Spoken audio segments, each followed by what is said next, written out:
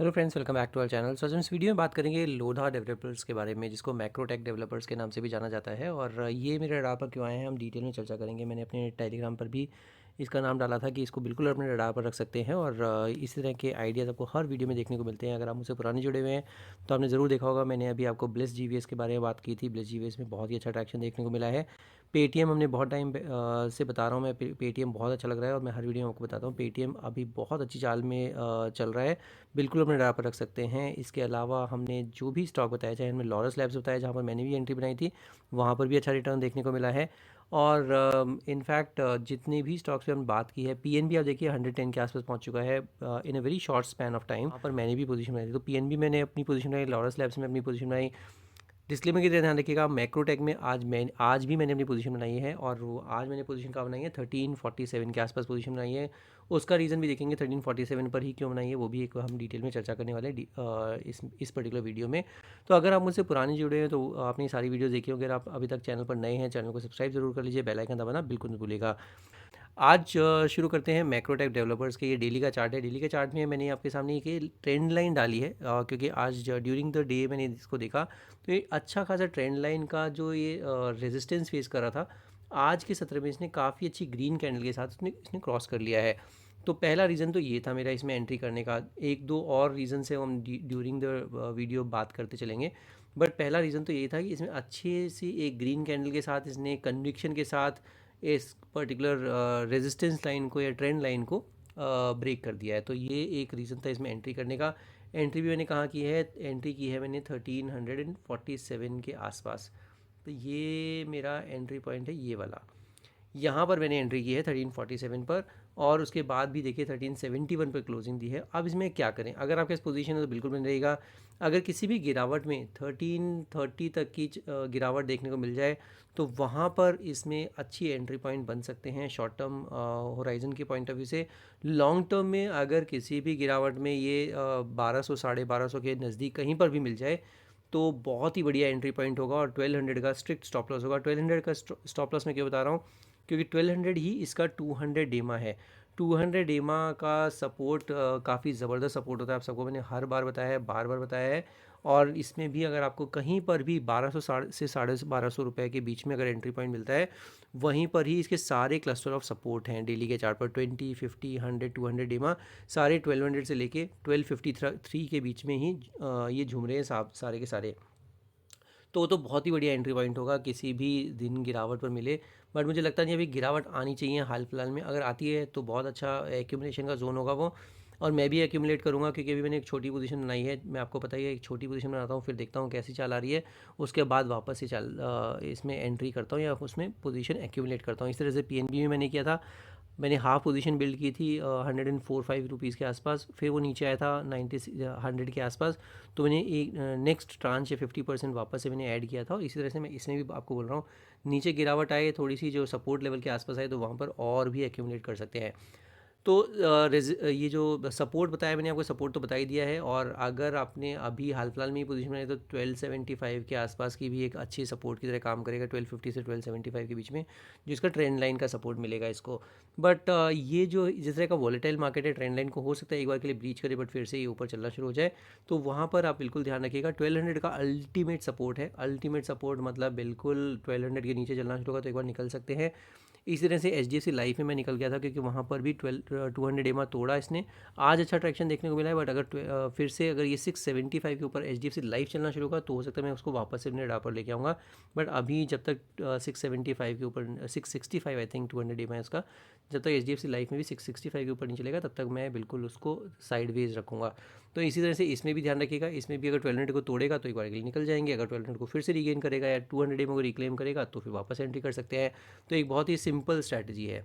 अब इसमें टारगेट क्या बनते हैं, टारगेट्स में जो पहला ही टारगेट बनेगा वो है 1440 का। ये आपके सामने पहला हर्डल है। ये मैंने आपके सामने पहला हर्डल जो है वो लगा दिया है कि 1440 तक की तो चाल आराम से देखने को मिल सकती है। 1440 भी निकाल देगा तो फिर इसमें नेक्स्ट चाल देखने को मिलेगी, वो है कहाँ तक, वो है 1600 की। तो 1440 और 1600 की चाल इसमें देखने को मिल सकती है। 1600 में थोड़ा सा रेजिस्टेंस ले सकता है, बट अगर 1600 भी निकाल देगा तो इसमें बहुत ही बढ़िया चाल देखने को मिलेगी, और इसमें फिर आपको ये बिल्कुल लॉन्ग टर्म के पर्सपेक्टिव से बना के रखनी है अपनी पोजीशन इसमें। क्यों मैं ऐसा बोल रहा हूँ, क्योंकि जैसे ही ये यहाँ पर मान लीजिए ऐसे ये गया भी यहाँ पर, तो आप देख सकते हैं यहाँ से इसकी एक अच्छा खासा राउंडिंग बॉटम पैटर्न बनेगा, और अगर 1600 के ऊपर चलना शुरू होगा तो इसका ब्रेकआउट भी आ जाएगा। और अगर ये 1600 का ब्रेकआउट आया तो फिर इसमें चाल कहाँ तक देखने को मिल सकती है, तो फिर इसमें हो सकता है 2200 रुपये, 2100-2200 रुपये तक की चाल भी देखने को मिल सकती है, बट वो बहुत दूर है। अभी छोटे छोटे अगर टारगेट्स देखते हैं तो 1440 पहला टारगेट, 1600 दूसरा टारगेट। ये हो जाता है डेली का चार्ट। इसमें भी आपको ये टारगेट्स मैंने बताया। आरएसआई अगर देखते हैं तो आरएसआई 68 का आरएसआई है। आज ही के सत्र में इसमें बहुत ही बढ़िया चाल देखने को मिली है। काफ़ी दिन से जो है कंसोलिडेट कर रहा था, इसका जो आरएसआई भी था 50 से 60 के बीच में झूल रहा था। आज ही के सत्र में इसने ये अच्छी चाल दिखाई है, जो कि 67-68 पर इसने आरएसआई क्लोज किया है, जो कि अच्छा मोमेंटम शो करता है। तो ये एक बहुत बढ़िया चाल देखने को मिली है मैक्रोटेक डेवलपर्स में। Not only Macrotech developers, but जितने भी जो मुंबई बेस्ड रियलिटी कंपनीज़ हैं, चाहे वो ओबरॉय रियल्टी हो, गॉडरेज प्रॉपर्टीज़ हो, ये सारी ही प्रॉपर्टी स्टॉक्स में काफ़ी अच्छा ट्रैक्शन देखने को मिल रहा है। तो ये डेली का चार्ट है। इसमें एक बार वीकली के चार्ट पर भी देख लेते हैं, वीकली के चार्ट पर कैसा प्लेस है। तो वीकली के चार्ट पर भी आपको दिखेगा कि बहुत ही अच्छा है। यहाँ पर जो ग्रीन कैंडल बनी है इस वीक में आप देखेंगे कितना रिटर्न आ चुका है, ऑलमोस्ट 9.5% का रिटर्न आ चुका है।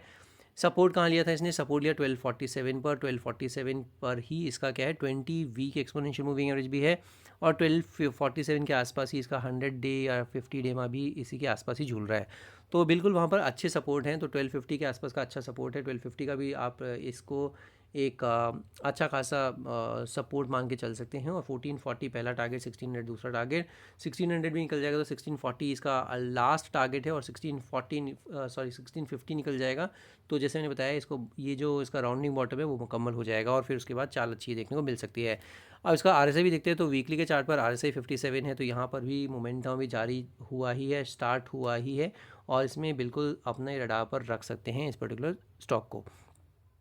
डिस्क्लेमर की तरह ध्यान रखिएगा कि इसमें मैंने आज ही पोजीशन बनाई है, जो कि मैंने बताया 1347 पर पोजीशन बनाई है। वो पोजीशन को भी बिल्कुल ध्यान रखिएगा, और वो पोजीशन बनाने का कारण भी है।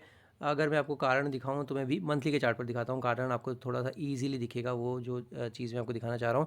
तो ये हो जाता है वीकली का चार्ट। एक बार इसको क्विकली मंथली के चार्ट पर भी देख लेते हैं, मंथली के चार्ट पर कैसा प्लेस है। तो मंथली के चार्ट पर भी आपको दिखेगा इसने भी बॉटम लगाया था यहाँ पर। ये जो था तारीख थी 1 अक्टूबर 2024। यहाँ पर इसने जो बॉटम लगाया था वो लगाया था कहाँ पर, लो लगाया था इसने 1043, और उस वक्त इसका जो 20 मंथ एक्सपोनेंशियल मूविंग एवरेज था वो भी 1039 पर था।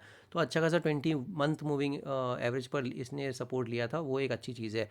इसमें अगर मैं फिबोनाची एक बार डाल के देख लेते हैं फिबोनाची पर कैसा लग रहा है, और कहाँ से इसने सपोर्ट लिया और कहाँ तक अब जाने का दमखम रखता है, तो आप देखेंगे। तो ये देखिए, ये मैंने मंथली के चार्ट पर फिबोनाची डाला तो आपको क्लियरली एक लेवल दिख रहा होगा जो आज के या इस मंथ में अभी इनफैक्ट आज ही ये इसने क्रॉस किया है, वो है 1348।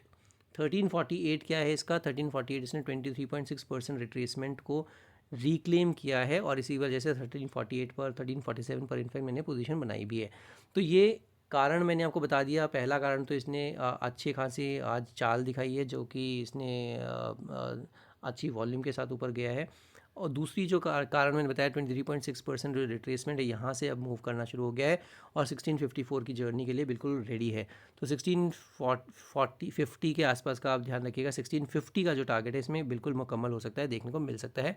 लॉन्ग टर्म का टारगेट है, ऐसा नहीं है कि आजकल में मिल जाएगा। और आरएसआई भी देखते हैं मंथली के चार्ट पर, तो वो 69 का आरएसआई है। तो यहाँ पर भी एकदम ये चीख कर ये जो चार्ट है कह रहा है आपको कि इसमें बिल्कुल अच्छे मौके बन रहे हैं। स्टॉप लॉसेस मैंने बता दिए 1250 1200 के बीच में कहीं पे भी स्टॉप लॉस लगा सकते हैं। 1200 का अल्टीमेट स्टॉप लॉस है, 1250 का इंटरमीडिएट स्टॉप लॉस है। अगर 1200 से 1250 के बीच में मिलता है तो वहाँ पर और पोजीशन को एक्यूमुलेट भी किया जा सकता है डिपेंडिंग ऑन योर होराइजन। तो ये हो जाता है मेरा व्यू मैक्रोटेक डेवलपर्स पर। अगर आपके पास पोजीशन है तो मुझे बिल्कुल बताइएगा कहाँ पर आपने पोजीशन ले रखी है और आपके टारगेट्स क्या हैं। और अगर वीडियो पसंद आई तो वीडियो को लाइक ज़रूर कीजिए, दोस्तों के साथ शेयर ज़रूर कीजिए। चैनल पर नए हैं तो चैनल को सब्सक्राइब जरूर कर लीजिए। आज की वीडियो में सिर्फ इतना ही। Will see you the next video. Thank you so much for watching this video.